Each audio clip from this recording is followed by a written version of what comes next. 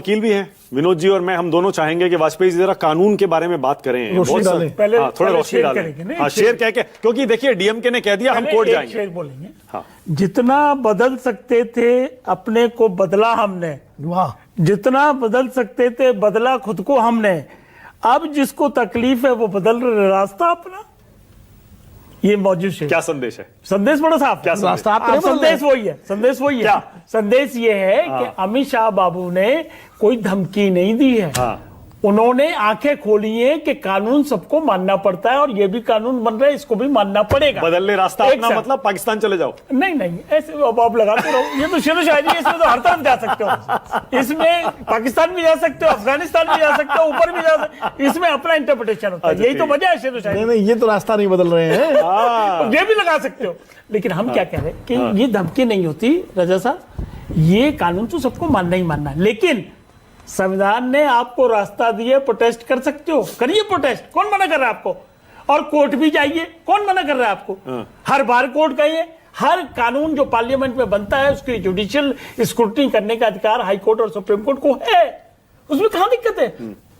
लेकिन कल से 12 घंटे कल डिबेट हुई, आज राज्यसभा भी चल रही है।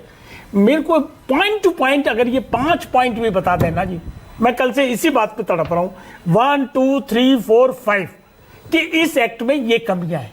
वो आज तक ना राज्यसभा में पता चली ना इधर चली। सब पॉलिटिकल स्टेटमेंट, सुरेंद्र राजपूत भी इधर चले गए, उधर चले गए, दाएं चले गए, बाएं चले गए। देखिए हकीकत ये कि ये एक अमेंडमेंट है।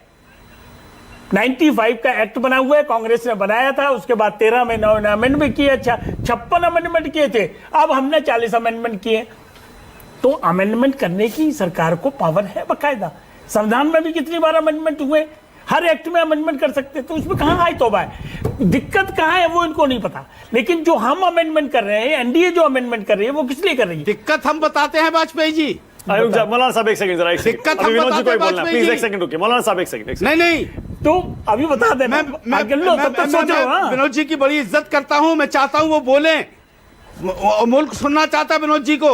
लेकिन क्या ये आदमी कोई सिक्योरिटी दे सकता है कि वक्फ बोर्ड की जमीनें जो है अपने दोस्तों को नहीं बेची जाएंगी?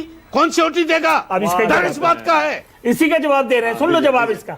देखिए जो अमेंडमेंट हम लोग कर रहे हैं वो इसीलिए कर रहे हैं कि गड़बड़ घोटाला ज्यादा है। और उसकी जड़ क्या है? सुरेंद्र राजपूत जी सेक्शन 40 पढ़ लीजिए, जो 2013 का एक्ट है। जहां रुमाल रख दिया वो जमीन वक्फ की हो गई। ये बात सही है।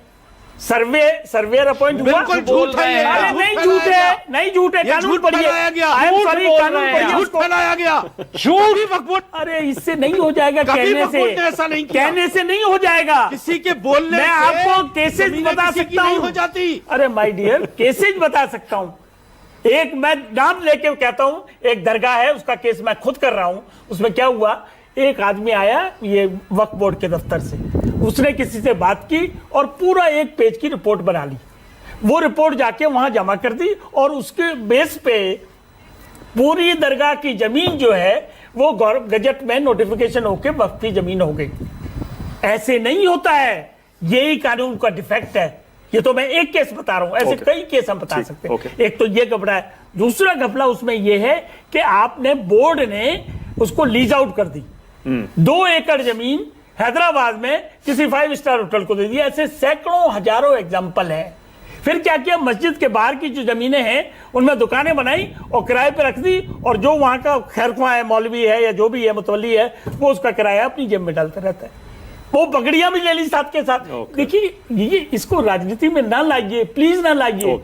विनोद जी, बेटरमेंट ये बदलाव किए जा रहे हैं और उसको उसी तरीके से लेना। और एक और, ये खैरख्वाह नहीं है खाली मुसलमानों के, हम भी खैरख्वाह हैं।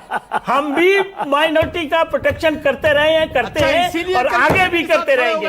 इसको हमने एग्जामिन किया है। वो तो कह रहे पॉलिटिकल अर्थी निकलेगी आपकी। भाई पॉलिटिकल अर्थी तो जनता की हाथ में होता है, लेकिन हम खैरख्वाह आपके तब भी थे, आज भी है और कल भी रहेंगे। ये बात नोट करिए। विनोद जी अब आप बोलिए। विनोद